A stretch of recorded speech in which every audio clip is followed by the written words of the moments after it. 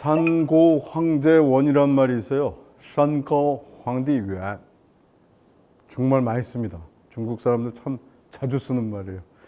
황제라는 중국 한 3,000년 가까운 중국 왕조사에서 황제라는 존재가 뭘까요? 한편으로는 중국의 중심입니다. 중국의 정점이고 중국의 이 정점을 통해서 모든 게 펼쳐지는 구조입니다. 적어도 2,500년 왕조사에서는 그랬습니다. 그러나 한편으로는 이 황제는 억압입니다. 황제의 권력이 머무는 곳은 복종을 요구하는 거고 복종이 아니면 죽음을 선택할 수밖에 없는 절박한 구조예요. 그러니까 모든 봉건적인 질서의 가장 맨 위의 꼭지점이 바로 황제라고 얘기할 때 거꾸로 풀면 그 황제는 자기를 짓누르는 악몽입니다. 그죠? 한 사람이 살아갈 때 만약에 자기의 생사여탈권을 죽이냐 살리느냐 이런 어떤 권력까지 쥔 사람이 위에 있다고 생각을 해보세요. 그럼 여러분 꼼짝 못하고 악몽처럼 여러분 시달려야 될 겁니다. 황제가 물론 현실을 이끌고 있는 권력의 정점으로서 모든 사람을 지배하는 어쨌든 질서를 위해서는 필요한 상징이기도 하지만 다른 한편으로는 자신을 지독하게 누르는 겁니다. 그렇기 때문에 중국 민간에서는 산거 황디유엔이라는 말이 나와요. 때로는 천고 황제원이라고도 합니다. 산은 저 멀리 막혀 있고 황제는 저 멀리 떨어져 있어. 황제의 권력이 간섭하지 않는 지역의 자유로움을 얘기하는 겁니다. 그러니까 한편으로는 질서 안정을 위해서는 필요한 존재긴 하지만은 다른 한편으로는 벗어나고 싶은 대상이죠. 그래서 산고 황제원이라고 할 때 이 말에 가장 적합한 지역이 바로 광동입니다. 왜? 권력으로부터 가장 물리적으로 멀리 떨어져 있으니까요. 그렇기 때문에 이 광동은 그런 일탈을 꿈꾸는 곳입니다. 가장 멀기 때문에 가장 자유로운 이런 인문의 기질이 살아 숨쉬는 곳입니다.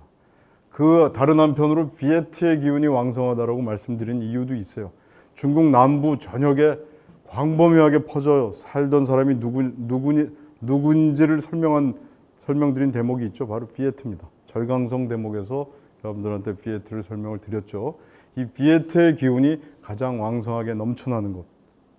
다른 표현으로는 중국의 중원, 황하 중심으로 생성됐던 이 중국의 기운이 가장 덜한 곳입니다.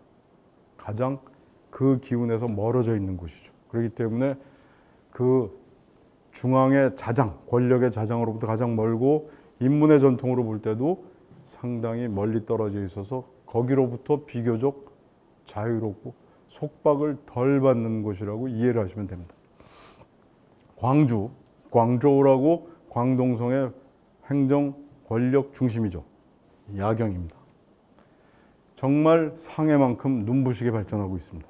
아마 GDP 그 순위에 있어서는 아마 선두를 달리는 곳이라고 해도 무방할 정도로, 물론 통계가 경우에 따라서는 다르지만은 가장 잘 사는 동네라고, 절강 못지않게 잘 살고 상해 못지않게 부유한 지역이라고 이해를 하시면 됩니다. 근데 이곳은 좀 이따가 쓰겠지만은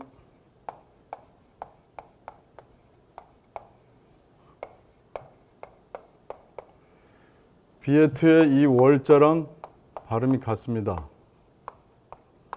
다 비에트를 뜻하는 거지만은 이게 독특한 글자를 다시 얻어 나왔어요. 그만큼 이 비에트 전통에서도 두드러지게 또 다른 비에트라는 뜻으로 이해를 하시면 됩니다.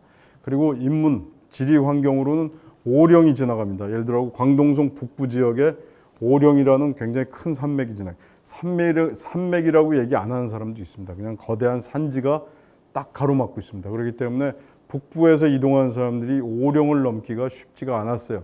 그래서 북방의 이민이 비교적 늦게 도착한 지역입니다. 그리고 매관이라고 하는 매관 구다오라고 있습니다. 여기 이곳을 오령에 이제 들어가 있는 관문의 하나인데 이곳을 넘어야지만 광동으로 들어갑니다. 그래서 험준한 산지를 거쳐야 되기 때문에 이 광동 북쪽에 있는 다른 강남 지역에 비해서 이쪽은 비교적 이민이 뒤늦게 도착한 그래서 외부의 영향을 덜 받은 지역입니다.